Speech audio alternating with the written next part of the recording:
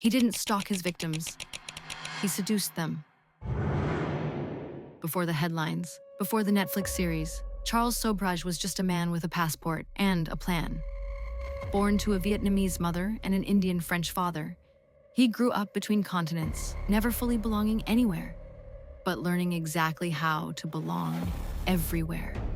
In the 1970s, he began drifting along the Hippie Trail in Southeast Asia, a path filled with young, idealistic backpackers chasing spiritual enlightenment. They were open, trusting, and easy to follow. Sobhraj played the part perfectly. He dressed like a European businessman, spoke like a diplomat, and carried himself like someone too polished to be questioned. He would find travelers in Thailand, Nepal, or India, offer them help when they got sick or confused or robbed. But what they didn't know was that he was the one who had made them sick in the first place.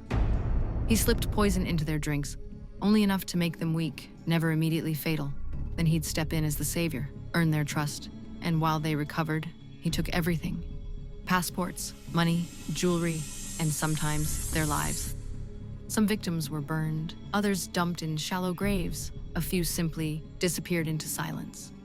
With every identity stolen, Charles Sobhraj grew more invisible, hiding behind the faces of those he erased. He rarely acted alone. His girlfriend, Marie-Andre Leclerc, helped him lure in victims. She believed she was part of something bigger, something powerful, but she too was just another pawn in his game.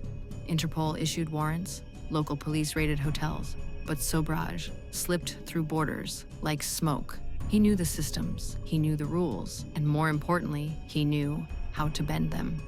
In 1976, he was finally arrested in India after drugging a group of French students.